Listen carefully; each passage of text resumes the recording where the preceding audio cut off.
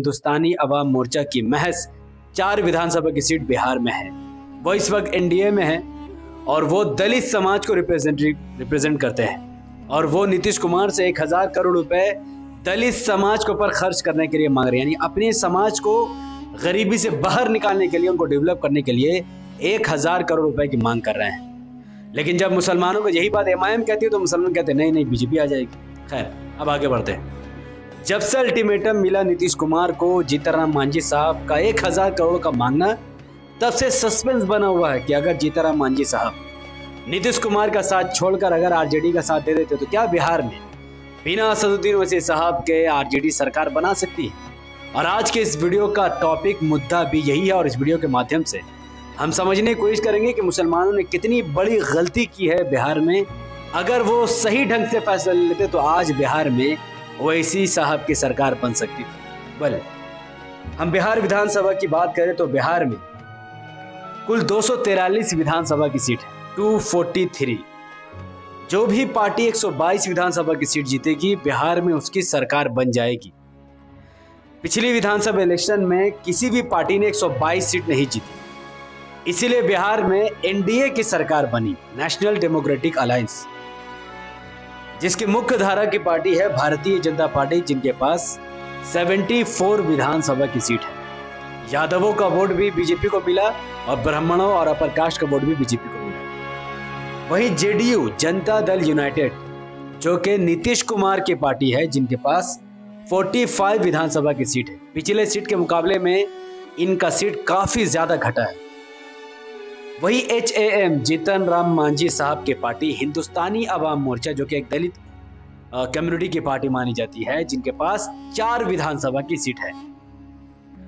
वही VIP, विकासशील इंसान पार्टी के पास 3 विधानसभा की सीट है, जिस VIP का भी इस वीडियो में बहुत अहम रोल होगा, जो कि मैं वीडियो में आगे डिस्कस करूंगा।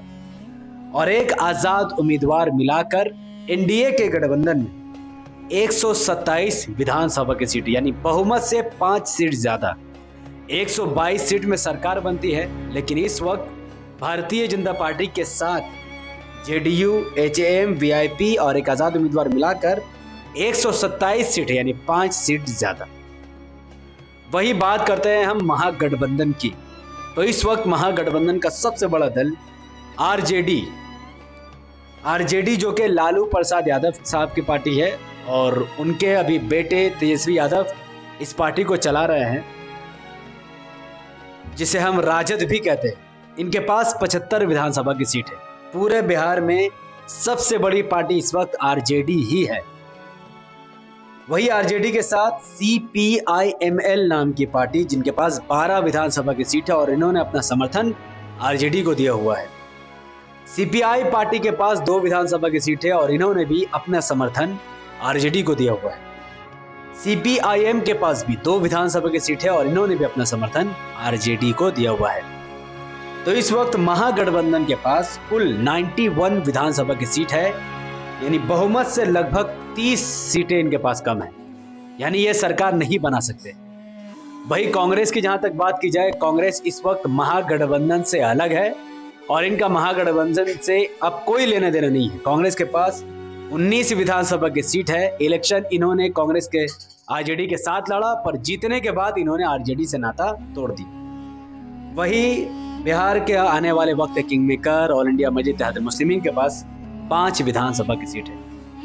तो अगर हम किसी तरीके से आरजेडी के साथ साथ महागठबंधन में कांग्रेस के 19 सीट और एमआईएम की 5 सीट भी शामिल कर दें तो इनके पास टोटल हो जाते हैं 119 विधानसभा की सीट।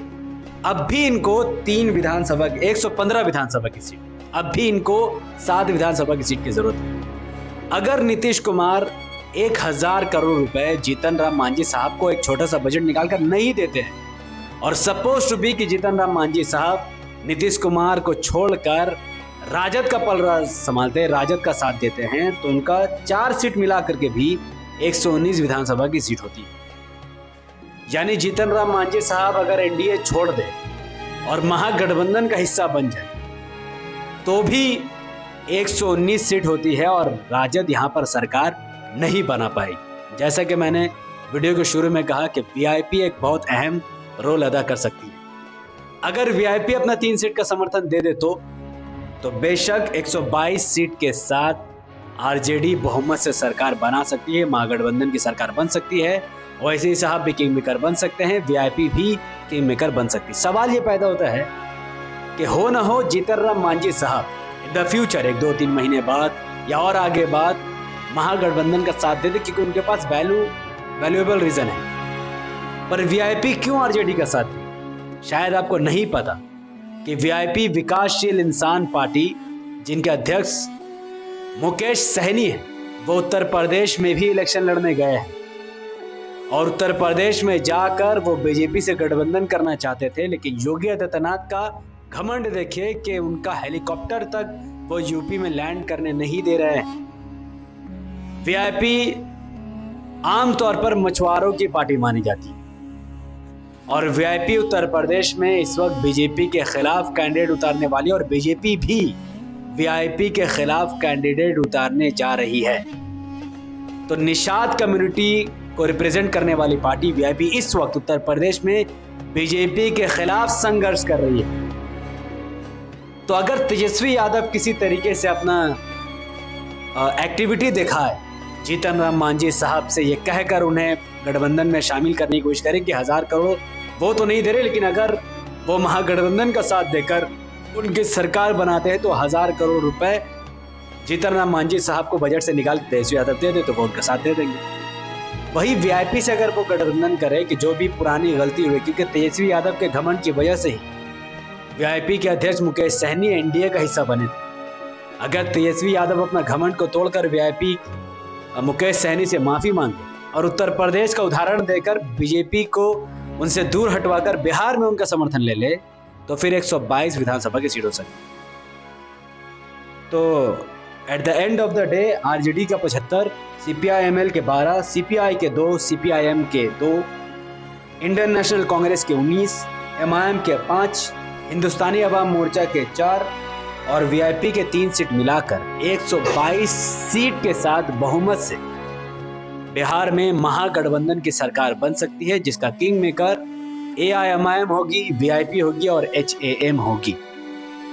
लेकिन मैं फिर कहता हूं कि ये तभी होगा जब राजद के प्रेसिडेंट तेजस्वी यादव एक्टिव होंगे। अगर वो अपना महल में सोता, हाल ही में तेजस्वी यादव ने शादी की है और एक नई जिंदगी वो शुरुआत करने जा रहा है। मेरा यही मानना था कि उसको शादी भी करना था तो पहले उसे बिहार में अपनी सरकार बनानी थी, फिर उसे शादी करना चाहिए था। खैर, अब उनकी लाइफ, उनकी मर्जी है, वो अपना परिवार में बिजी रहे, लेकिन इस वक्त उनके पास बहुत बड़ा मौका है। कहते हैं ना कि लोहा गर्म है, उन्हें हथौड़ा मार देनी चाहिए। अब इन तमाम आंकड़ों को हटाकर मैं एमआईएम के 5 विधानसभा की सीटों पर बात करना चाहूँगा। सीमांचल के जिन गयूर मुसलमानों ने एमआईएम को 5 विधानसभा की सीटों पर कामयाब किया, उन्हें तो लाखों करोड़ों सलाम। लेकिन जिन लोगों ने एमआईएम को छोड़कर कांग्रेस को वोट दिया था या जेडीयू को वोट दिया था, उनको क्या मिला? आज हिंदुस्तानी अवाम मोर्चा अपने कम्युनिटी के डेवलपमेंट के लिए 1000 करोड़ रुपए का डिमांड कर रही है, जबकि उनके पास सिर्फ 4 सीट। वही एमआईएम के पास 5 सीट है। अगर मुसलमान इनका साथ देते तो कम से कम 20 विधानसभा की सीट भी अगर इन्हें जिता देते तो आज आरजेडी को सिर्फ एमआईएम के साथ मिलकर ही सरकार बना लेना था, पर ऐसा हुआ नहीं। तो इसीलिए इन तमाम हादसों को देखते हुए मुसलमानों को होश का नाखून चबा लेना चाहिए और आगामी विधानसभा इलेक्शन, बिहार के विधानसभा इलेक्शन या फिर लोकसभा इलेक्शन हो जहां पर मुस्लिम बहुसंख्यक सीट हो, जहां पर एमआईएम अपने उम्मीदवार उतारे, तो बिना संकोच करे, बिना किसी कंफ्यूजन के आप एमआईएम को वोट दें, क्योंकि एमआईएम को जितना ज्यादा आप सीट देंगे उतना ज्यादा सरकार में आपकी हिस्सेदारी होगी और उतना ज्यादा आपकी बातों को सुना जाएगा। इस वीडियो को बिहार के कोने कोने और खास करके मुसलमानों तक पहुंचाने के लिए इसको लाइक कीजिए, इसके लिंक को व्हाट्सएप, फेसबुक, इंस्टाग्राम पर शेयर कीजिए, अपनी बातों को कमेंट पर रखिए कि आने वाले विधानसभा इलेक्शन और लोकसभा इलेक्शन और काउंसिलर बलदिया इलेक्शन में आप किस पार्टी का समर्थन करते हैं? RJD, JDU, BJP, MIM, Congress, CPIM, CPIML और या सीपीआई, आप जिन पार्टियों का साथ देना चाहते हैं दे सकते हैं। हमारे यूट्यूब चैनल द पॉलिटिकल को सब्सक्राइब कीजिए, बेल आइकन हिट कीजिए, मुझे अपनी दुआ में याद रखें। और अगर आप इस वीडियो को हमारे Facebook channel the political news पर देख रहे हैं तो इसे अभी कभी कम से कम 5 एमआईएम के बड़े बड़े ग्रुप में शेयर कीजिए।